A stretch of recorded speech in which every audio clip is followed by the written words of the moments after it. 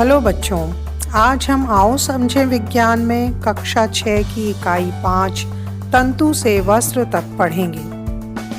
आज का हमारा लर्निंग आउटकम है बच्चे प्राकृतिक रेशे व कृत्रिम रेशों को समझ पाएंगे। बच्चे पादप रेशे, जातव रेशे व संश्लेषित रेशों को उदाहरण सहित समझेंगे। बच्चे कपास व जूट से रेशे कैसे प्राप्त किए जाते हैं ये समझेंगे। बच्चों, आप अपने माता पिता के साथ वस्त्र खरीदने के लिए बाजार तो अवश्य जाते होंगे। वहाँ पर आपने अनेक प्रकार के सूती, रेशमी, ऊनी, नायलॉन, पॉलिस्टर आदि वस्त्रों को देखा होगा। ये सभी वस्त्र मूल रूप से रेशों से बने होते हैं। इस इकाई में हम विभिन्न प्रकार के रेशों के बारे में चर्चा करेंगे।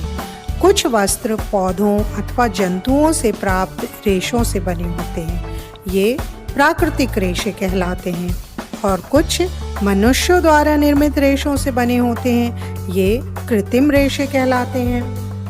पौधों के किसी भाग जैसे तना, बीज, पत्ती, फल आदि से प्राप्त किए जाने वाले प्राकृतिक रेशे पादप रेशे कहलाते हैं, जैसे रुई, जूट, फ्लैक्स, नारियल जटा आदि।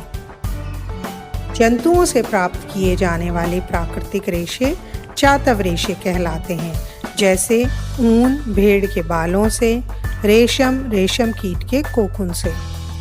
कुछ रेशों को मनुष्य कृत्रिम ढंग से पेट्रोलियम उत्पादों के जटिल रासायनिक परिवर्तनों के पश्चात बनाते हैं। इन्हें संश्लेषित रेशे कहा जाता है, जैसे नायलॉन, पॉलिस्टर, रेयॉन आदि। आपने देखा होगा धागा पतली पतली कई लड़ियों से मिलकर बना होता है। ये पतली पतली लड़ियां ही तंतु या रेशे कहलाती हैं।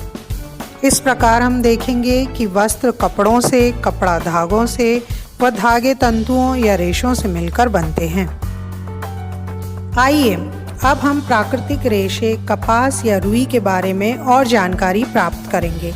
कपास या रुई एक पादप रेशा है। कपास की खेती के लिए काली मिट्टी उपयुक्त होती है। कपास पौधे के बीज बिनौले से प्राप्त की जाती है। बिनौले की सतह से अनेक सफ़ेद रंग के रेशे निकलते हैं। पूर्ण परिपक्व फल के फटने पर अधिकाधिक कपास तंतु से ढके बिनौले दिखाई देने लगते हैं। इन्हें कपास गोलक कहते हैं। इन गोलकों से कपास को हस्तचयन द्वारा प्राप्त किया जाता है। इस प्रकार कपास के गोलकों से कपास के बीज बिनौले को पृथक करने की प्रक्रिया को कपास ओटना कहते हैं।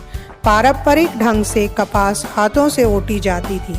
आजकल कपास ओटने के लिए मशीनों का प्रयोग भी किया जाता है। रुई का उपयोग सूती कपड़े, चादर, पर्दे बनाने में किया जाता है।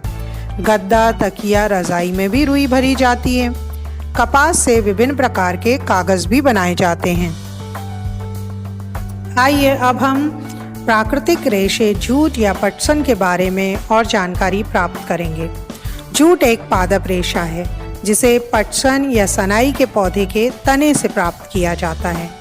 पटसन की खेती के लिए कछार या जलोढ़ मिट्टी अधिक उपयुक्त होती है। पटसन की फसल को पुष्पन अवस्था में ही काटते हैं, क्योंकि इस अवस्था में ही पटसन के तनों से लचीले तथा मजबूत जूट के रेशे प्राप्त किए जा सकते हैं।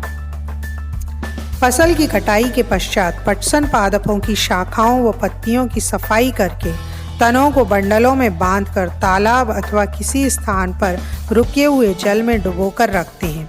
4-5 दिन के बाद पौधों के मुलायम भाग गल जाते हैं और रेशे स्पष्ट दिखाई देने लगते हैं। ये क्रिया जल में पाए जाने वाले जीवाणुओं द्वारा होती है। ये प्रक्रिया पटसन की रेटिंग कहलाती है। गले हुए पटसन के तनों को हाथ से झटका देकर पीटा जाता है और जूट के तंतुओं को खींचकर निकाला जाता है। जूट का उपयोग रस्सी, डलिया, बोरा, टाट पट्टी, दरी आदि बनाने में किया जाता है। आजकल जूट से बनी सजावट की अनेक सामग्री भी मिलती है। बच्चों, अब आप इन प्रश्नों के उत्तर तो दे ही देंगे। वस्त्र कितने प्रकार के होते हैं?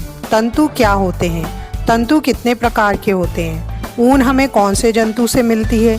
रेशमी तंतु हमें किससे प्राप्त होता है? संश्लेषित रेशे क्या होते हैं?